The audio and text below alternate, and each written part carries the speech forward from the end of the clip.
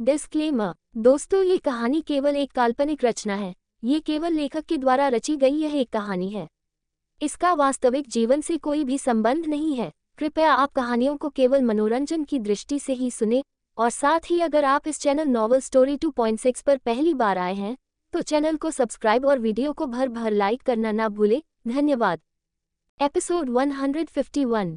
और अमन अब फिर उसके वजूद पर अपना वजूद हावी कर चुका था और याना उसके पहाड़ जैसे जिस्म को अपने नाजुक से वजूद पर झेल रही थी।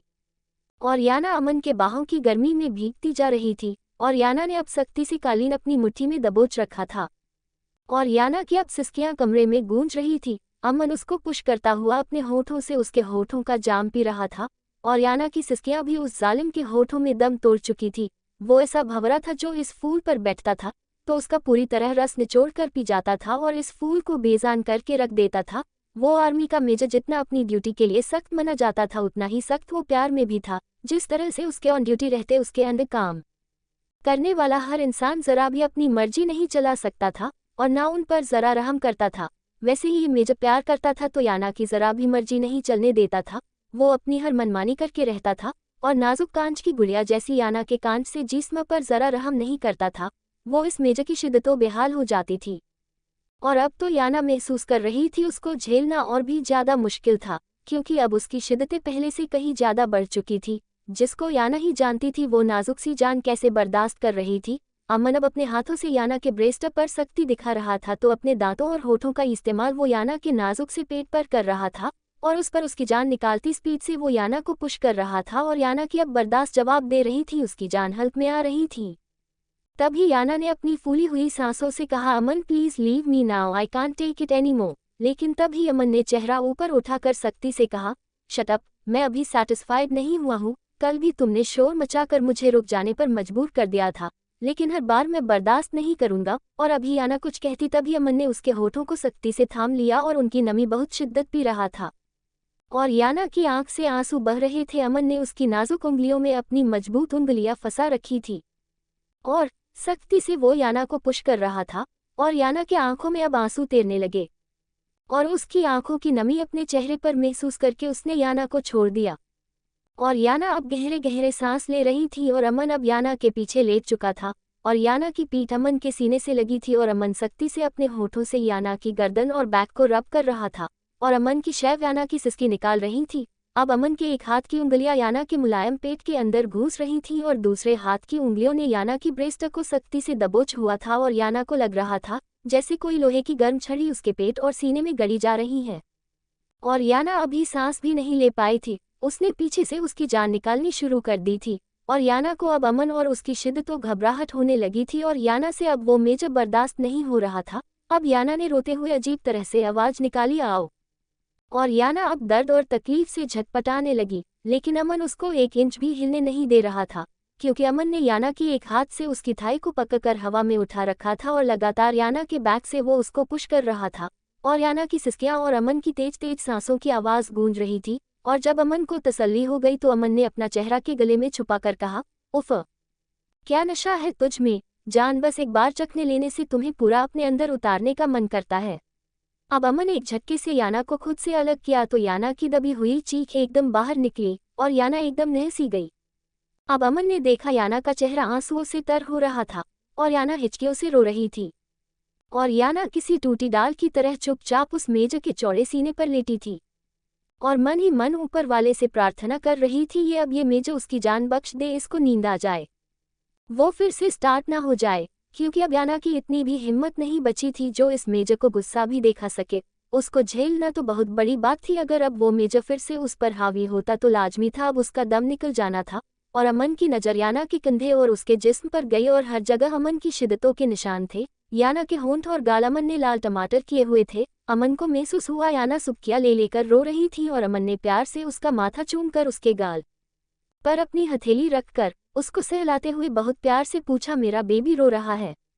और याना ने गुस्से में अमन का हाथ झटक दिया। अब अमन आहिस्ता से हंसा, क्योंकि वो जानता था वो क्यों रो रही है, लेकिन फिर भी पूछना जरूरी समझा। अब मासूम बनते हुए पूछा, याना क्या हुआ है? और याना को उस मक्कार की मक्कारी पर जी भर के गुस्सा आया। उसके इस तरह अनजान बनने पर याना का मन किया एक बड़े से पत्थर से उसका सर तोड़ दे, क्योंकि वो ऐसे रिएक्ट कर रहा था जैसे उसने कुछ किया ही ना हो, जबकि वो इस नाजुक सी जान को अपने शिद्दत और जुनून से तोड़कर डाल चुका था। अब अमन ने फिर से प्यार से पूछा, क्या हुआ है मेरी जान, इतना गुस्सा क्यों दिखा रही हो? तब याना ने गुस्से से भीगी आवाज में कहा, मेरी जान निकाल कर पूछते हो, क्या हुआ मेरी जान? आपको जरा भी तरस नहीं आता मुझ पर? तब अमन ने उसको अपने सीने में भींच कर कहा, क्या करूं, मैं बहुत कोशिश करता हूं तुम्हारे साथ सख्ती ना करूं, लेकिन तुम्हारे बदन की खुशबू, इसका नशा मुझे कब सख्त बना देता है मुझे खुद पता नहीं चलता। मैं तुम्हारे अंदर कितना डूबता जा रहा हूं, इसमें मेरा कोई दोष नहीं है। दोष तो तुम्हारे इस मासूम हुस्न का है, जो मुझे इतना बहका देता है कि अपना आप खो देता हूँ। और बस मुझे एक चीज़ ही दिखती है, तुमसे बेहद की भी हद तोड़कर प्यार करना। इसलिए मुझे इस सवाल का जवाब तुम ही दे सकती हो, तुम क्यों हो इतनी खूबसूरत जो ये मेज तुम्हें देखकर अपना आप खो देता है? अब याना खामोश रही, लेकिन अब अमन ने उसको अपने सीने से उतार कर उसको अपने नीचे कर लिया और उसके मुलायम होठों पर अपना अंगूठा रगड़ते हुए फिर से वही सवाल दोहरा रहा था, बताओ याना, क्यों हो तुम इतनी खूबसूरत, जिसका हुस्न मुझ जैसे अलट रहने वाले मेज का भी होश उड़ा देता है, सूध-बूध भुला देता है? जवाब दो मुझे। अब अमन ने गुस्से से पूछा तो याना हैरानी से अमन को देख रही थी, जो अब किसी साइको से कम नहीं लग रहा था, क्योंकि वो उससे वो सवाल कर रहा था जिसका जवाब किसी औरत के पास नहीं होता, क्योंकि वो खूबसूरत या बदसूरत अपनी मर्जी से नहीं होती। अब अमन ने याना के होठों के करीब आते हुए कहा, तुम बताती हो या मैं फिर से सख्ती पर आ जाऊं? तब याना ने घबराते हुए कहा, क्योंकि मुझे अमन के पास आना था, इसलिए ऊपर वाले ने मुझे इतना खूबसूरत बनाया है। तब अमन के होंठ मुस्कुराए जैसे उसको याना का जवाब बहुत पसंद आया था और मुस्कुराते हुए कहा, हाँ, क्योंकि इस खूबसूरती पर सिर्फ अमन का हक है।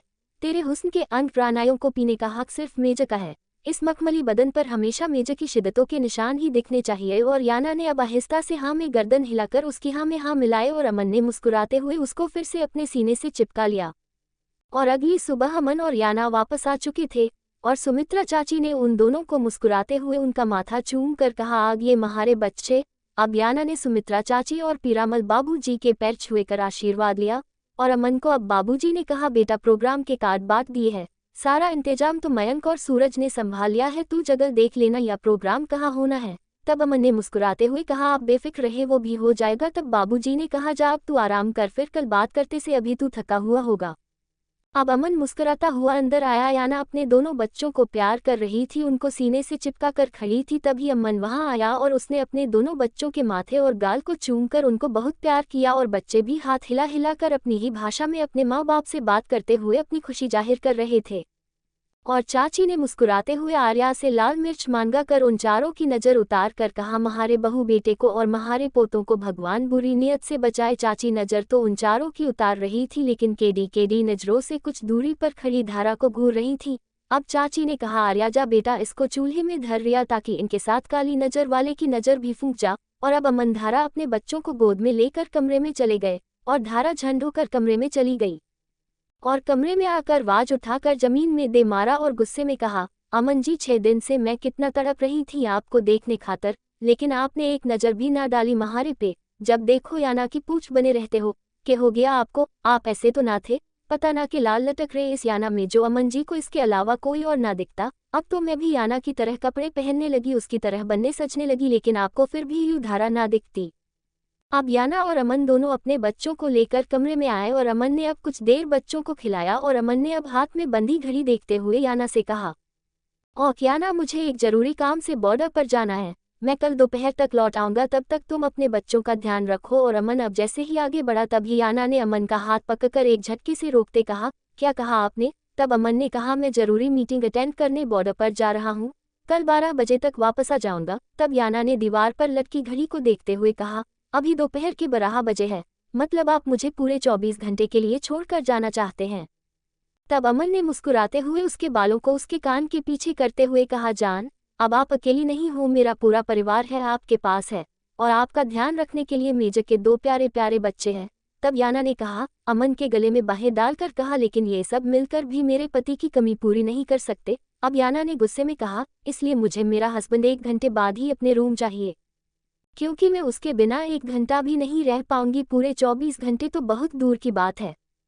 तब अमन ने याना का गाल खींचते हुए कहा, मैडम 2 घंटे तो मुझे बॉर्डर पर जाने में ही लगेंगे, 1 घंटे में वापस आने का तो सवाल ही पैदा नहीं होता। तब याना ने कहा, ठीक है 3 घंटे दिए। तब अमन ने कहा बीवी 5 घंटे से पहले तो आना इम्पॉसिबल है। तब याना ने गुस्से में कहा मुझे कुछ नहीं पता, मुझे नहीं रहना यहाँ आपके बिना, या फिर मुझे भी अपने साथ ले चलिए। तब अमन ने मुस्कुराते हुए कहा ऑफिसर की मीटिंग है, कोई पार्टी नहीं है जहाँ मैं तुम्हें लेकर जाऊंगा। तब याना ने कहा तो क्या हुआ, मैं भी थोड़ी आर्मी के बारे में जानकारी ले लूंगी। अब अमन ने उसके गाल को चूम कर कहा बस तुम अपने मेजर की जानकारी रखो और कोई जानकारी की तुम्हें जरूरत नहीं। और कब अमन पलटने लगा और तभी याना भागकर सामने आई, मैं आपको इतने टाइम के लिए नहीं जाने दूंगी। अमन समझने की कोशिश करो, मैं नहीं रह पाऊंगी आपके बिना। याना अब आंखों में आंसू ले आई, क्योंकि वो 6 दिनों से उसके आंखों से एक पल के लिए भी ओझल नहीं हुआ था। उसके प्यार की बारिश में उसका अंग अंग भीगा हुआ था, इसलिए उसकी जरा सी दूरी याना की जान पर बन रही थी। और अमन ने अब याना की आंखों में झिलमिलाते हुए आंसू देखे तो आहिस्ता से उसके माथे पर प्यार से होंठ रखते हुए कहा ठीक है, मैं अपनी जान के लिए जल्द से जल्द आने की कोशिश करूंगा। तब याना ने कहा कोशिश नहीं, आना पड़ेगा, मैं वेट करूंगी। और अमन ने कहा ठीक है, लेकिन उसके लिए पहले मुझे एक किस दो ताकि मैं इस बारे में सोच सकूं। और याना ने बच्चों की तरफ इशारा करते हुए कहा बच्चे देख रहे हैं। तब अमन ने कहा याना वो बच्चे हैं, बोलना नहीं जानते, वो बाहर जाकर शिकायत नहीं करेंगे, इसलिए अब जल्दी करो, मुझे देर हो रही है, ताकि मैं जल्दी आने के बारे में सोच सकूं। और तब याना ने पंजों के बल खड़े होते हुए अमन के होठों पर अपने होंठ रख दिए और अमन ने अब याना को गोद में उठा लिया और याना ने अपने दोनों पैर अमन की साइड में रख लिए और अब दोनों पैशनेटली एक दूसरे को किस कर रहे थे। और बाहर दरवाजे पर खड़ी धारा के अंदर गुस्से से शोले भड़क रहे थे, क्योंकि अमन और याना ये भूल चुके थे उन्होंने दरवाज़ा बंद नहीं किया है। और अब दरवाजे पर धारा सीने पर हाथ बांधे खड़ी गुस्सेआग बबूला हो रही थी। उस फूल को इस मेजर ने बहुत बेदर्दी से मसल कर रख दिया था। अब अमन अब उसको कारपेट से गोद में उठाकर बेड पर ले आया और अपने सीने पर लिटा लिया। और याना बुरी तरह थक चुकी थी, उसका पूरा बदन दुख रहा था, उसका जिस्म टूट रहा था, उसकी इतनी भी हिम्मत नहीं बची थी कि वो अमन को उसकी सख्ती के लिए गुस्सा भी दिखा सके, लेकिन अमन को एहसास हो चुका था। एपिसोड 152। तब अमन ने कहा याना वो बच्चे हैं, बोलना नहीं जानते, वो बाहर जाकर शिकायत नहीं करेंगे, इसलिए अब जल्दी करो, मुझे देर हो रही है, ताकि मैं जल्दी आने के बारे में सोच सकूं। अब याना ने गुस्से में कहा कितना किस करोगे, मेरे होठों को जख्मी किया हुआ है आपने, इतनी दाग दाग लिपस्टिक लगाकर निशानों को छुपाना पड़ता है। तब अमन ने हंसते हुए कहा जान क्यों छुपाते हो, दिखा दो, क्योंकि सबको पता चलना चाहिए ये मेजर कितना प्यासा है अपनी बीवी के होठों का। तब याना ने कहा हाँ, ताकि फिर मैं सबके सामने शर्मा शर्मा कर मर जाऊं। तब अमन ने कहा अब टाइम वेस्ट मत करो, मुझे किस चाहिए। और तब याना ने पंजों के बल खड़े होते हुए अमन के होठों पर अपने होंठ रख दिए और अमन ने अब याना को गोद में उठा लिया और याना ने अपने दोनों पैर अमन के कमर के दोनों साइड रख लिए और दोनों अब पैशनेटली एक दूसरे को किस कर रहे थे। अमन ने याना को गोद में उठाया हुआ था और दोनों पूरी शिद्दत से एक दूसरे के होठों को खा रहे थे।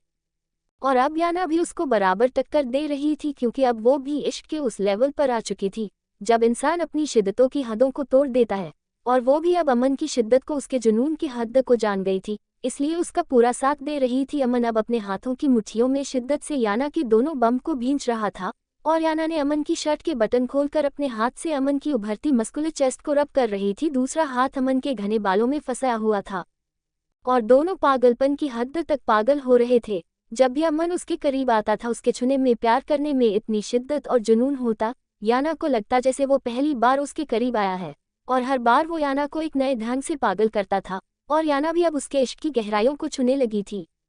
और बाहर दरवाजे की साइड में खड़ी धारा के अंदर उन दोनों को इस तरह बेसुध होकर रोमांस करते देख उसके जिस्म में भी सरसराहट दौड़ने लगी थी, क्योंकि धारा को तो पता ही नहीं था प्यार में किस हद तक डूबा जाता है, ये अमन किस किस अंदाज में अपनी याना को प्यार करता है। उस मेजर का प्यार, जुनून और शिद्दत को देखकर धारा के अंदर शिद्दत से चाह उठी, काश अमन जी आप याना की जगह महारे को ऐसे प्यार करते, अगर आप महारे से शादी कर लेते तो आज याना की जगह आपकी बाहों में धारा होती। अब धारा से उनकी इतनी शिद्दत बर्दाश्त नहीं हुई, अब वो चुपचाप कमरे में गई और बेड पर बैठे खेलते हुए किम के हाथ पर जोर से नोच लिया और वो मासूम बच्चा बिलबिला गया। अमन की पीठ अपने बच्चों की तरफ थी और याना अमन की गोद में उसके साथ उसके प्यार में डूबी हुई थी, दुनिया जहां से बेखबर उस मेजर के साथ बहती जा रही थी, इसलिए दोनों ही देख ना सके कमरे में धारा ने आकर बच्चे के साथ क्या किया है। अमन का शाही रूम काफी बड़ा था, इतना के नॉर्मल साइज के 20 कमरे आराम से उसके अंदर आ जाए, इसलिए वो दोनों बेड से काफी दूरी पर थे, इसलिए भी उनको धारा के आने का एहसास नहीं हुआ। और जब किम चीख मारकर रोया और उसको देखकर लव भी डर गया और वो चीख मारकर रोने लगा, और तभी उन दोनों को होश आया और वो दोनों एकदम अलग हुए और दोनों भागकर अपने बच्चों के पास आए और अमन ने दोनों बच्चों को गोद में उठा लिया और अमन दोनों को प्यार से चुप कराने लगा, उनको बहलाने लगा। अले अले का हुआ मेरा बच्चा, डेडी की जान, रोते नहीं मेरे शहजादों, मेरे जिगर टुकड़ों। क्या हुआ, क्यों रो रहे हो मेरे लाल? अमन बार बार उन दोनों को बारी बारी सीने से लगाकर बहला रहा था। लव तो कुछ ही देर में चुप हो गया था, लेकिन किम चुप नहीं हो रहा था। अब याना की नज़र किम के हाथ पर गई। उसका नन्हा सा दूधिया हाथ लाल सुर्ख हो रहा था। अब याना ने जल्दी से उसका दूसरा हाथ देखा तो वो अपने रंग पर था, लेकिन उसका एक हाथ पूरी तरह से लाल अंगारा हो रहा था। अब याना ने हैरान होकर अमन से कहा, अमन ये देखो किम का हाथ इतना रेड क्यों हो रहा है जबकि दूसरा बिल्कुल ठीक है। अब अमन ने किम का छोटा सा हाथ अपने हाथ में लिया तो उसको भी लगा। अब अमन ने परेशान होकर कहा, कहीं किसी चींटी वगैरह ने तो नहीं काट लिया। तब याना ने कहा, नहीं अमन, यहाँ रूम में कहाँ से चींटी आएगी, और वो भी बैग पर। नहीं अमन, क्योंकि मैं गली आपके रूम की मैं खुद अपने सामने डस्टिंग कराती हूँ। अब अमन ने कहा, चलो जो भी है मैं रैशेस क्रीम लगा देता हूँ। और अमन ने उसके हाथ पर आहिस्ता से क्रीम लगा दी और फिर दोनों को गोद में लेकर बाहर निकल गया। और याना हैरान खड़ी थी, आखिर उसके बच्चे को अचानक क्या हुआ है। अब धारा अपने कमरे में आई और भगवान की मूर्ति के सामने खड़े होकर गुस्से में कहा, कितनी पूजा की थी मन ने आपकी ओर के, मांगा सिर्फ एक इंसान और वो भी आपने महारे को ना दिया। के कमी रह गई थी महारी भक्ति में जो आपने महारे अमन जी को उस याना को दे दिया। लेकिन अब तो अमन जी आप चाहो ना चाहो आपको महारा होना पड़ेगा। अब याना सुमित्रा चाची को किम के रोने के बारे में बता रही थी, तभी आर्या और मयंक दोनों बच्चों को गोद में लेकर आ रहे थे। दोनों के चेहरे आइसक्रीम में सने थे और दोनों के हाथ में गुब्बारे बंधे थे और दोनों के हाथों में खिलौने, और दोनों अब बजा बजा कर खिलखिला कर हंस रहे थे। अब याना ने हैरान होकर आर्या से पूछा, अरे ये दोनों बच्चे तो अपने डैडी के साथ गए थे। अब आर्या ने कहा, हाँ दीदी, लेकिन अमन भाई सा मुझे अपने साथ लेकर गए थे ताकि मैं इन बच्चों को वापस ले आऊं, और अमन भाई सा वहीं से अपने जरूरी काम से चले गए। इनको अपने हाथों से आइसक्रीम खिलाकर, इन दोनों को ढेर सारे खिलौने दिलाकर और आप सब के लिए आप सबकी मनपसंद आइसक्रीम देकर मुझे आपके लव किम के साथ भेज दिया। रास्ते में मयंक भाई सा मिल गए तो किम को इन्होंने ले लिया। अब याना ने आर्या से कहा, तुम्हें नहीं खानी? तब आर्या ने कहा, अरे दीदी, अमन भाई सा ने मुझे भी पेट भर कर आइसक्रीम खिला दी, अब मेरा बिल्कुल मन नहीं है खाने का। अब आर्या ने एक पैकेट सुमित्रा चाची को दिया उनकी मनपसंद आइसक्रीम का, और भी कई पेटियां घर की सभी नौकरानियों को देते हुए कहा, ये लो सब एक एक पैकेट बांट लेना, अमन भाई सा ने आप सबके लिए भी भेजी है। और सब ने मुस्कुराते हुए आइसक्रीम ले ली। और सावित्री काकी ने मुस्कुराते हुए कहा, ये आदत तो अमन साहब जी की शुरू से रही है, जब भी घर में अपने परिवार के लिए कुछ भी खाने पीने का भेजते थे हम सब नौकरों के लिए भी भेजा करते थे या खुद लाते थे। ऊपर वाला उनको बहुत खुशियां दे। और मयंक ने आइसक्रीम का स्कूप मुंह में रखते हुए कहा, और मुझे भी तो आशीर्वाद दो काकी, दरवाजे से यहाँ तक तो मैं ही ढोकर लाया हूँ, भाई सा तो पकड़ा कर चले गए। अब आर्या ने हंसते हुए कहा, मयंक भाई सा आपको भी 30% मिल जाएगा। और सब हंसने लगे। और तभी एक काम करने वाली ने कुछ दूरी पर बैठी धारा को देखते हुए पूछा कि महारी धारा, मेम साहब के लिए आइसक्रीम ना भेजी, वना इस घर में सबसे पहले अमन साहब जी कुछ भी लावे थे वो सबसे पहले धारा और चंचल को देवे थे, लेकिन ईद तो उनके लिए एक आइसक्रीम तक ना भेजी। तब सुमित्रा चाची ने कहा, कुछ लोग अपनी ओछी हरकतों से अपनी इज्जत गवा दे तो उसकी इज्जत कुत्तों ढाल हो जा, जैसे कुत्ता खड़ा खड़ा मुंह लकावे ऐसे ही वो आदमी लकावे। और सब मुंह दबाकर हंसने लगे और धारा किलिश कर अपने कमरे में चली गई। और धारा अब खामोश खिड़की पर खड़ी थी और बार बार उसकी आंखों के सामने याना और अमन का रोमांस आ रहा था। जब उसको पीछे से आकर कोई लिपट गया और धारा ने एकदम मुड़ कर देखा तो सुमेर खड़ा मुस्करा रहा था। अब धारा ने अपने पेट पर से गुस्से में उसके हाथ हटा दिए और तभी सुमेर ने कहा, धारा, महारी थारे से शादी को 1 महीना होने वाला, लेकिन तन ने अभी तक महारे को अपने ऊपर हाथ तक न धरन दिया। अब महारी बर्दाश्त खत्म हो गई से। और धारा ने कुछ सोचते कहा, आप महारे किस कर सको? तब सुमेर ने मूंछों को ताव देते हुए कहा, धारा रानी, महारे को एक मौका तो दो, थारी सारी ख्वाहिश पूरी कर दूंगा।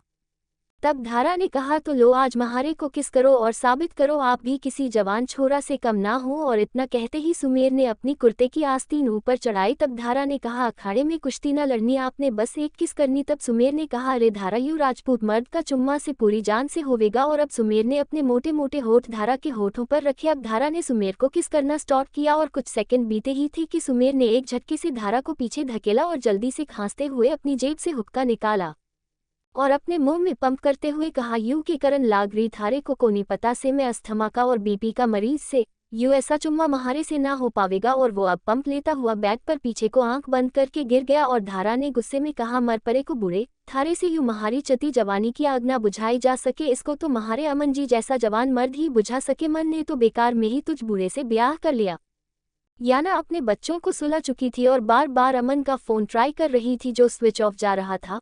और याना ने फिर कई मैसेज किए और अमन अब गाड़ी में बैठा हुआ उसके मैसेज सीन करके मुस्करा रहा था, क्योंकि अब वो याना से किए वादे के मुताबिक वापस आ रहा था। लेकिन जल्दी करने के बावजूद भी उसको रात के 2 बज चुके थे और याना ने ना जाने कितने कॉल और मैसेज किए हुए थे। मेजा अगर आज रात वापस नहीं आए ना तो सोच लेना कई दिन रूम में घुसने नहीं दूंगी, रात को अकेले सोना पड़ेगा। अब अमन ने हंसते हुए याना को जलाने के लिए रिप्लाई किया, जाने मन, इस मेजर को अकेले सोने की धमकी मत दो, क्योंकि आपके मेजर पर कितनी आर्मी ऑफिसर का क्रश है। अगर आप रूम नहीं आने देगी तो मेजर किसी और के पास रात गुजार लेगा। और तब ही याना का रिप्लाई आया। अब अमन हंसकर मन में कहा, मतलब मैडम जाग रही है। अब याना ने गुस्से का इमोजी सेंड करते हुए कहा, मेजा अगर किसी और औरत की तरफ देखा भी ना तो आपके जितने भी सर पर सिल्की बाल हैं ना, सबको नोच कर आपको गंजा कर दूंगी और हमेशा के लिए आपका देश निकाला कर दूंगी। अब अमन ने हंसते हुए कहा, क्या आप रह सकती हो इस मेजर के बिना? तब याना ने कहा, बिल्कुल रह सकती हूँ, मुझे अब मेजर की कोई ज़रूरत नहीं है। अब अमन ने याना को एक गज़ल लिख कर सेंड की, महफिल हो जाएगी सुनी सुनी तेरी, चैन से रहने देगी ना तेरी तन्हाया, जब हम तेरे शहर से चले जाएंगे, प्यार से बात चाहे तू आज ना कर, कल मगर रोएगी अपना दिल थाम कर, गम के सांचे में ढल जाएगी जिंदगी, जब हम तेरे शहर से चले जाएंगे, याद रखना तू ए बेवफा, तुझको हर एक मौसम लगेगा बुरा, क्योंकि देखना चांदनी आग बरसाएगी, जब हम तेरे शहर से चले जाएंगे। और याना उसकी ये गज़ल पढ़कर अपना दिल थाम कर रह गई और अमन के दूर जाने का सोचकर ही उसका दिल बंद होने लगा। और याना ने गुस्से में कहा, बकवास बंद करो अपनी, फटाफट वापस आ जाओ मेजर, वरना सोच लेना बात नहीं करूंगी आपसे। और अमन अब गाड़ी से उतरकर आगे बढ़ता हुआ हवेली के अंदर आ रहा था और याना से मना कर रहा था वो कल आएगा, क्योंकि उसको थोड़ा सा सता रहा था। अब धारा जो कब से हवेली के बगीचे में टहल रही थी, लेकिन सामने से अमन की गाड़ी रुकते देख खुशी के मारे उसका तो रोम रोम खिल उठा, क्योंकि धारा ने जब से अमन को याना को किस करते देखा था तब से उसको एक पल भी चैन नहीं आ रहा था। और अब रात के इस पहर सुनसान हवेली में अमन को आता देखकर तो धारा की दिली मुराद पूरी हो गई थी। इस टाइम अमन का उसके सामने आना एक गोल्डन चांस लगा और वो अंदर जाती जाती रुक गई। और धारा को पता था अब अमन को अपने सामने मजबूर कैसे करना है, और धारा को उस दिन की ली हुई फोटो याद आ गई। और धारा अब अंदर जाने की बजाय वहीं रुककर अंदर आते हुए अमन को देख रही थी, जो मोबाइल को देखता हुआ मुस्कुराता हुआ अंदर आ रहा था। ब्लू कलर की शर्ट और ब्लैक पैंट और एक हाथ पर कोट लटकाया हुआ था। शर्ट के ऊपर के 2-3 बटन खुले हुए थे और ब्लैक कलर की टाई ढीली होकर नीचे तक लटक रही थी। खुले हुए बटनों से उसकी मस्कुलर चेस्ट चमक रही थी। थोड़े से बाल माथे पर बिखरे थे, हल्की ब्राउन शेव से चमकते उसके हल्के गुलाबी होठ, बिल्ली जैसी आंखों पर घनी पलके और कहर ढाटा उसका गंदूमी सुनहरा रंग, वो जीता जागता खूबसूरत मर्द की मिसाल था। उसके चेहरे की हद दर्जा कशिश और मासूमियत इस बिखरे से हुलिया में लड़कियों का दिल लूट लेती थी। वो आर्मी की हर दूसरी लेडी ऑफिसर का क्रश था। वो एक झलक दिखाकर ही लड़कियों का दिल लूट लेता था। अब धारा की भी इतनी ज़्यादा गलती नहीं थी, क्योंकि ये मेजर तो उसके सामने बचपन से रहा था। अगर वो इस मेजर के लिए जोगन बन रही थी तो कुछ गलत भी नहीं था, क्योंकि वो चाहे जाने के काबिल था। इसलिए धारा इस मेजर की इतनी दीवानी थी, हर वक्त मेजर के कदमों अपना दिल रखती थी। अमन के इशारे की देर थी, उसके आगे बिछने को तैयार थी। और अभी भी धारा एक टूक सामने से आते अमन को देख रही थी और अमन धारा के सामने से ऐसे गुजर गया जैसे धारा यहाँ मौजूद ही ना हो। और तभी धारा भागकर आगे बढ़ते हुए अमन की पीठ लिप गई। एपिसोड 153। और अभी भी धारा एक टूक सामने से आते अमन को देख रही थी और अमन धारा के सामने से ऐसे गुजर गया जैसे धारा यहाँ मौजूद ही ना हो। और तभी धारा भागकर आगे बढ़ते हुए अमन की पीठ लिप गई। और तभी अमन ने एक झटके से उसको खुद से दूर धकेलते हुए कहा, तुम्हारी हिम्मत कैसे हुई मुझे हाथ लगाने की? मैं तुम्हें अपने घर में बर्दाश्त कर रहा हूँ, ये काफ़ी नहीं है जो बार बार अपना थोपड़ा लेकर मेरे सामने चली आती हो? पीछा क्यों नहीं छोड़ती मेरा? अब धारा ने गुस्से में कहा, अमन जी शायद आपकी यादाश्त कमज़ोर हो गई से, तो मैं आपको याद दिला दूँ, अब आपकी और आपके बच्चों की और आपके बच्चों के बच्चों की जान अब धारा की मुट्ठी में कैद है। अगर मैं चली गई तो 100 सालों तक आपका श्राप और कोई न तोड़ सकता। आप भूलिए मत, मैं आपकी अष्टकन्या हूँ, आपके वंश की रक्षिका हूँ, जिसको अपने पास रखने के लिए आपकी परदादी इंद्राणी ने कितने राज्यों से जंग लड़ी थी।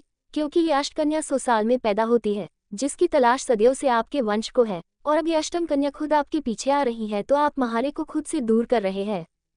तब अमन ने कहा, मैं नहीं मानता तुम मेरी अष्टकन्या हो, क्योंकि इंद्राणी लेख में लिखा है, श्रापित खून अष्टकन्या के पीछे भागेगा, वो एक पल भी उसको अपनी आंखों से ओझल नहीं होने देगा, उसको उससे ज्यादा कोई और अच्छी नहीं लगेगी। श्रापित खून को सिर्फ अष्टकन्या ही शांत कर सकती है।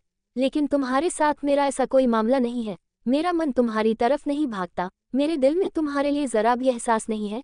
ये सब एहसास मेरे दिल में सिर्फ याना के लिए है, इसलिए मुझे लगता है शायद मेरी अष्टकन्या तुम नहीं याना है। और धारा एकदम सटपटा गई। तब धारा ने संभलते हुए कहा, याना के पीछे तो आप शुरू से दुमछल्ला बन कर रहे हो अमन जी, इसलिए आपने कभी महारी तरफ ध्यान ही नहीं दिया। लेकिन आपको पता होगा अष्टकन्या की सबसे बड़ी पहचान उसकी कुंडली से, जो याना की ना है महारी से, इसलिए अष्टम कन्या तो मैं ही हूँ। और फिर उस रात आपको शांत भी मन ने ही किया था जब आप याना के पास से बुरी हालत में आए थे। और अगर आपको यकीन ना हो तो अपने बाबूजी से ही पूछ लीजिए। अब अमन धारा से बिना कुछ कहे आगे बढ़ने लगा। तब धारा ने अमन का हाथ पकड़ लिया और अमन ने गुस्से में हाथ झटक कर कहा, चाहती हो क्या हो तुम? तब धारा ने कहा, महारे भोले अमन जी, 25 सालों से आप और हम एक साथ हैं। आपको आज तक समझ नहीं आया ये धारा के चावे आपसे? इस धारा ने तो शुरू से अब तक बस अमन को ही चाहा से। आपको क्यों समझ ना आया? अब धारा आहिस्ता से अमन की तरफ कदम बढ़ाती हुई आई और उसके होठों पर उंगली फेरते हुए कहा, फिलहाल तो महारे को भी वैसे ही किस दे दो जैसे आप याना को करते हो। अब अमन ने गुस्से में धारा का हाथ झटक कर कहा, दूर रहो मुझ, मेरा तुम्हारी शक्ल देखने को मन नहीं करता। तुम किस की बात कर रहे हो? तब धारा ने कहा, अमन जी आपकी जानकारी के लिए बता दूं, अब कुछ समय बाद अमावस आने वाली है और बाबूजी ने कहा है तब से आपके श्राप तोड़ने की प्रक्रिया शुरू हो जाएगी और तब आपको सिर्फ इस धारा की शक्ल देखनी होगी, दूसरी औरत की परछाई से भी आपको दूर रहना होगा। तब तो सिर्फ आपको इस धारा के करीब होकर रहना पड़ेगा। तब अमन गहरा सांस लेते हुए कहा, धारा, मोहब्बत या किसी से प्यार जबरदस्ती नहीं किया जाता, ये एक एहसास होता है जो खुद अपने अंदर पैदा होता है और वो एहसास मेरे दिल में बस याना के लिए है, तुम्हारे लिए नहीं है। तब धारा ने सीने पर हाथ बांध कर कहा, ये बात आप कह रहे हो जिसने खुद याना को जबरदस्ती खुद से प्यार करने पर मजबूर कर दिया। अब अमन खामोशी से धारा को देख रहा था और गुस्से से बोला, याना मेरी पत्नी थी, 3 साल की उम्र से वो मेरे नाम हो चुकी थी और मैं अपने जीते जी अपनी पत्नी को किसी और की कैसे होने दे सकता था, इसलिए जबरदस्ती करने का भी हक था मुझे उस पर। और याना के दिल में मेरे लिए प्यार था, लेकिन कुछ लोगों के बहकावे में आकर वो मुझसे दूर भागती थी। लेकिन अब वो मेरी हो चुकी है और मैं उसका, और तुम सिर्फ मेरी अष्टम कन्या, इससे ज्यादा और कुछ नहीं। और रही शाप तोड़ने की बात तो वो तब की तब देखी जाएगी, अभी मेरा दिमाग खराब मत करो, हटो सामने से। अब धारा ने कहा, अमन जी अगर आप चाहते हैं मैं आपका श्राप तोड़ दूं तो फिलहाल आपको धारा को खुश करना होगा, क्योंकि श्राप तोड़ने के लिए अष्टकन्या की इच्छा शक्ति का होना जरूरी से। और अगर आप इसी तरह नखरे दिखाते रहे, ऐसा ना हो महारे अंदर से आपसे संभोग करने की इच्छा शक्ति खत्म हो जा और महारे दिल से आपका प्यार भी, फिर मैं भी आपका श्राप ना तोड़ सकती। इसलिए महारे को खुश रखो, क्योंकि आपकी परदादी ने अष्टम कन्या को खुश रखने के लिए उनको अपने महलों में राजकुमारियों की तरह रखा था, ताकि वो अपनी इच्छा से उनके बेटे का श्राप तोड़ दे। और इधर ये अष्टकन्या आपके आगे पीछे फिर रही है और आपको जरा भी फिक्र नहीं, इसलिए जो कुछ हम दोनों को कुछ दिन बाद करना है उसकी थोड़ी सी तैयारी अभी कर लेते हैं। अब धारा ने आगे बढ़कर अमन के गाल को चूम लिया और अमन ने गुस्से में मुट्ठियां भींच ली और अमन का मन किया इस धारा को उठाकर दूर फेंक दे, लेकिन बात अब उसकी इच्छा शक्ति पर आ गई।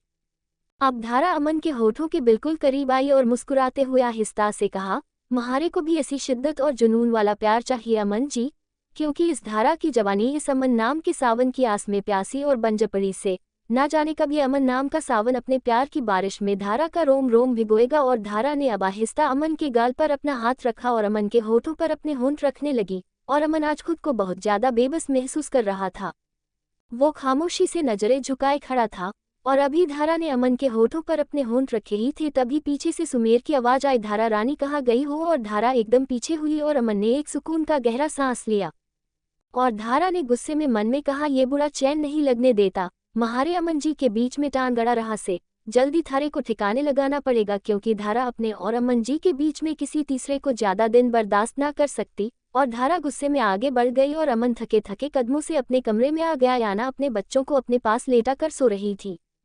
अमन खामोशी से याना को देखता हुआ वॉशरूम में चला गया और उदासी से वापस आकर बैग की दूसरी साइड लेट गया। वो सोचकर तो ये आया था वो जाते ही याना को थोड़ा परेशान करेगा, लेकिन अब उसका मूड बहुत ज्यादा ऑफ हो चुका था, इसलिए बिना याना से कुछ कहे बैग के दूसरी साइड करवट लेकर लेट गया, क्योंकि वो उसकी सबसे बड़ी मुश्किल ये थी कि वो इस मामले में बिल्कुल बेबस था। अगर कोई दुश्मन होता या कोई मर्द उसके सामने खड़ा होता तो वो उसका मुंह तोड़कर अपना हर काम करा लेता, या अगर बात अष्टकन्या की इच्छा शक्ति की ना होती या कुछ और काम होता तो अमन धारा को किसी भी तरह डरा धमका कर या उसको मजबूर करके करवा सकता था।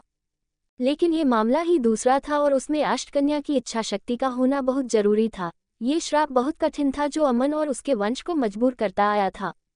याना की कुछ देर बाद आंखें खुली तो बैग की दूसरी साइड सोए हुए अमन को देखकर याना एकदम खुश हो गई और अपने दोनों बच्चों को आहिस्ता से गोद में उठाकर पालने में लिटा दिया। और अब उसने अमन का हाथ सीधा किया और उसके हाथ पर सर रखकर, एक हाथ और एक पैर अमन के ऊपर रखकर अमन को हक करके लेट गई।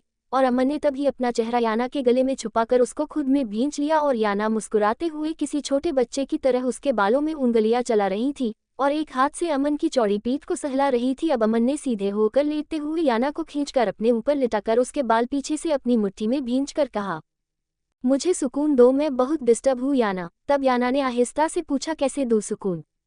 तब अमन ने गहरा सांस लेते हुए कहा, मुझे नहीं पता किस तरह दोगी, बस मुझे सुकून चाहिए, प्लीज मुझे सुकून दो। अब याना ने मुस्कुराते हुए अमन के चौड़े माथे पर अपने होंठ रखे और फिर आहिस्ता से उसकी दोनों आंखों को चूम लिया और फिर आहिस्ता से उसकी नाक को, उसके दोनों गालों को चूम लिया। और तभी अमन ने अपनी टी शर्ट उतार कर दूर फेंक दी और आंखें बंद करके लेट गया। और अब याना उसका इशारा समझ गई और अब उसके गले को चूमती हुई उसके सीने पर आ गई और अपने नाजुक से नर्म मुलायम होठों से अमन के पूरे जिस्म को चूमती हुई अमन को सुकून दे रही थी। उसके सिक्स पैक को चूमती हुई याना नीचे तक आई और अभी वो हटने वाली थी।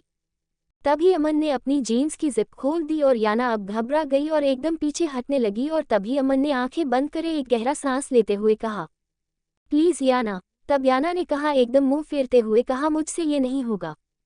तब अमन ने उसको अपने पास खींचकर कहा, क्यों नहीं होगा? अब याना ने गुस्से में कहा, अमन प्लीज, मुझे ये सब बहुत गंदा लगता है।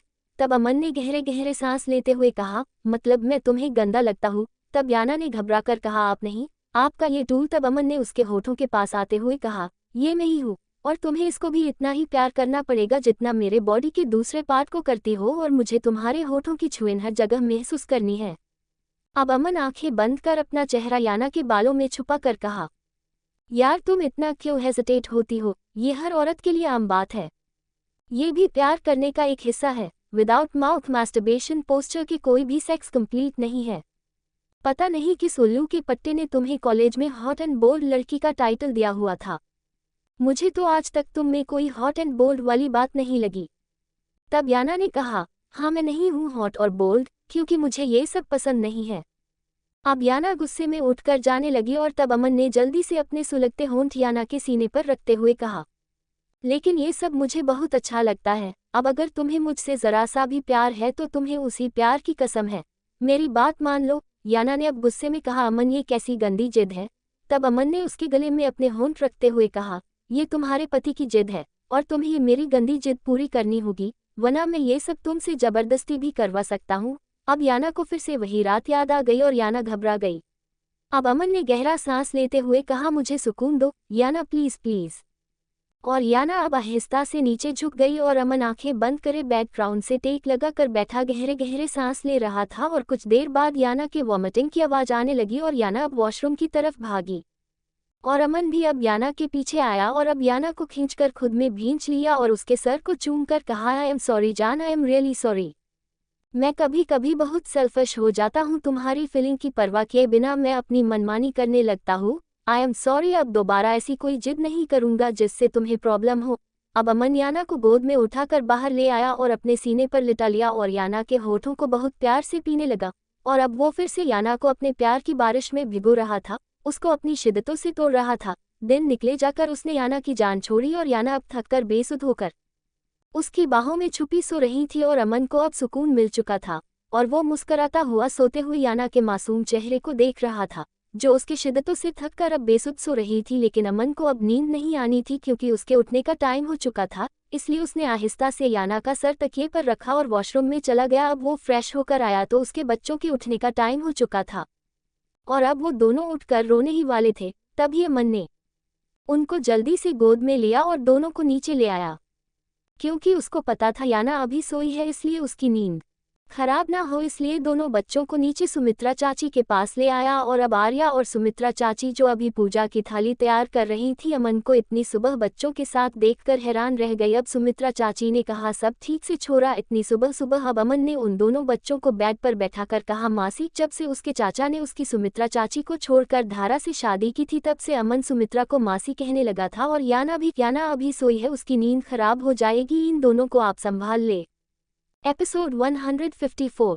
और मैं जिम के लिए जा रहा हूँ। तब एकदम आर्या ने घबरा कर कहा, याना दीदी की तबीयत ठीक तो है, वो रात भर क्यों नहीं सोई?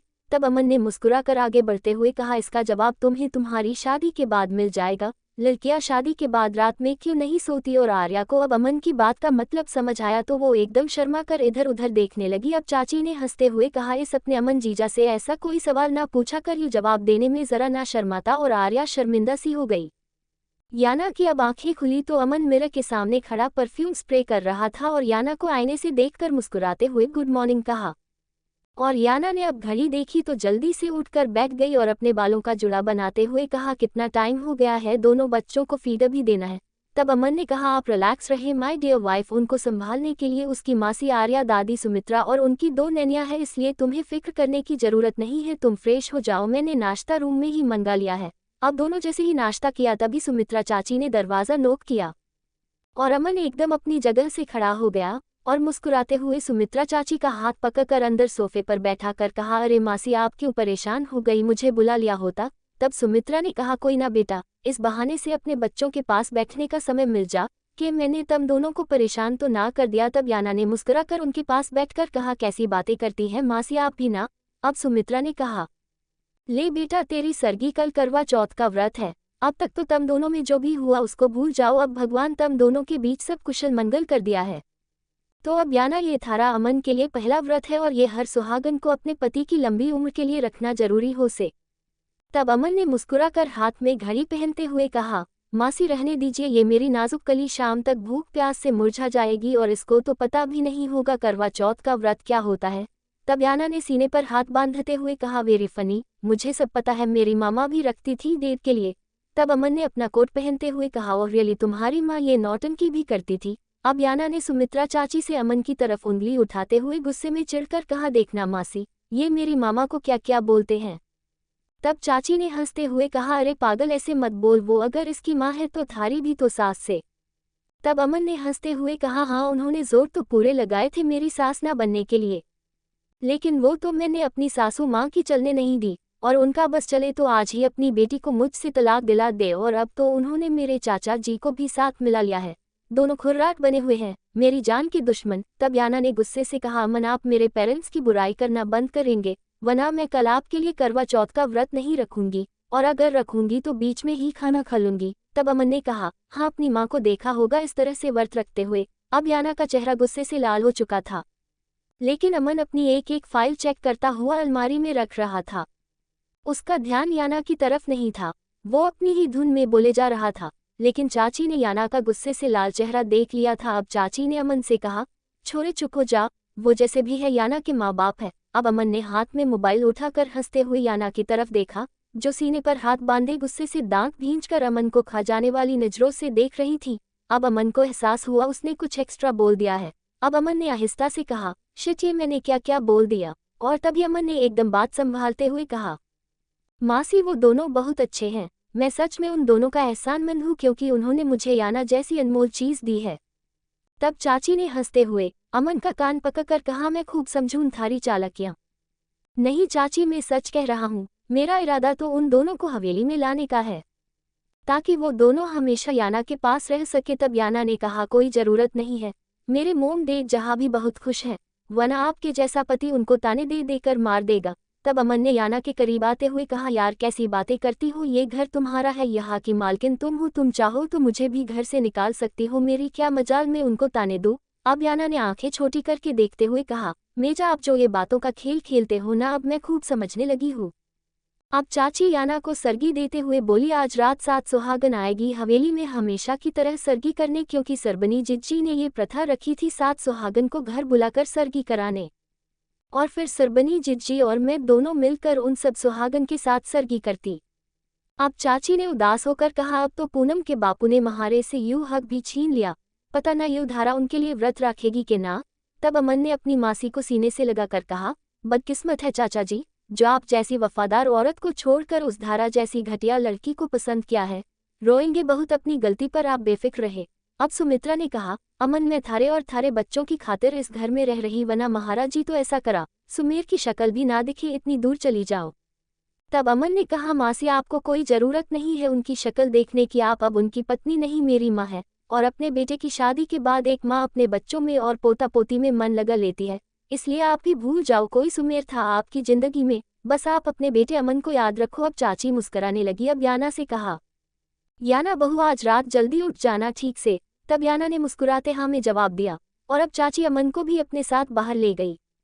अब धारा से उसकी खास चमची हवेली की एक नौकरानी कुमारी ने कहा, धारा जिज्जी आप तो इस साल सुमेर मालिक के लिए व्रत रखेगी, पहले तो आप अमन साहब के लिए व्रत रखती थी। तब धारा ने गुस्से में कहा, किसने कहा मैं व्रत इस बूढ़े के लिए रखूंगी, मैं शुरू से व्रत अमन जी के लिए रखती आ रही हूँ, इस बार भी उनके लिए रखूंगी। तब कुमारी ने कहा, लेकिन उनके लिए तो याना मेम साहब व्रत रख रही हैं। तब धारा ने कहा, लेकिन असली व्रत धारा का ही होगा। तब कुमारी ने कहा, इसका मतलब व्रत अमन साहब के लिए रखोगी और खोलोगी सुमेर मालिक के हाथ से। तब धारा ने कहा, ना, जब मैं व्रत अमन जी के लिए रखूंगी तो खोलूंगी भी उनके हाथों से। अब कुमारी ने आंखें फाड़ी, जे कि कह रही हो आप, वो तो कभी ना खोलेंगे आपका व्रत। तब धारा ने हंसते हुए कहा, वही अपने हाथ से महारे पानी पिलाएंगे और महारा व्रत खुलवाएंगे। और धारा मुस्कराने लगी। अब धारा सीधी पीरामल बाबूजी के पास आई और उनसे कहा, बाबूजी महारे को आपसे एक जरूरी बात करनी। तब पीरामल ने कहा, हाँ बोल धारा बेटा। अब धारा ने कहा, बाबूजी मैं हर साल की तरह इस साल भी अमन जी के लिए व्रत रखूंगी और आपको अमन जी से बात करनी होगी, वो महारा व्रत खुलवाएंगे। तब बाबूजी ने परेशान होकर कहा, छोरी यू के कहन लागरी से, तू सुमेर की पत्नी होकर अमन के लिए कैसे व्रत रख सके। अब धारा फर्ज सुमेर के लिए व्रत रखने का है, ना कि अमन के लिए रखने का। तब धारा ने कहा, बाबूजी आपको बता दूं, मैं अमन जी की अष्टकन्या हूँ, उनकी रक्षिका, इसलिए महारा फर्ज बने हैं अमन जी के लिए व्रत रखने का। तब बाबूजी ने कहा, लेकिन धारा यूं गलत से किसी और की पत्नी किसी और मर्द के लिए व्रत ना रख सकती। तब धारा ने कहा, अब मैं सुमेर सा की पत्नी ना हूँ, कल रात ही मन ने उनसे धोखे से तलाकनामा दस्तखत करा लिए थे, क्योंकि आपने ही कहा था अमन का श्राप तोड़ने से पहले मेरा सुमेर जी से तलाक लेना जरूरी से। तब पीरामल ने कहा, मैं खुद बात करता सुमेर से, यू के किया तन्ने, अब उसके सामने यूं सच, जब सुमेर को पता चलेगा तो उसको बहुत बुरा लगेगा। तब धारा ने कहा, कुछ ना होगा बाबूजी, मैं सब देख लूंगी, बस आप अमन से बात करो, क्योंकि मैं व्रत रखने के बाद अमन जी के हाथों से ही खोलूंगी। अब बाबूजी ने कहा, धारा बेटा यूं जिद ना कर, क्योंकि अमन अब कोई पहले की तरह ना है, 2 बच्चों का बाप हो चुका है, उसके साथ अब जबरदस्ती ना हो सकेगी, समझा कर। तब धारा ने कहा, बाबूजी अगर आप चाहो मैं अमन का श्राप तोड़ दूं तो आपको महारे लिए जे करना पड़ेगा। अब धारा ये कहकर चली गई और बाबूजी सर पकड़कर बैठ गए। तो दोस्तों आखिर कहानी में आगे क्या होगा, यह जानने के लिए इस स्टोरी को सुनते रहिए सिर्फ और सिर्फ novel_story_2.6 चैनल पर। और अगर कहानी आप सभी को पसंद आए तो वीडियो को लाइक, कमेंट और शेयर जरूर करें। धन्यवाद।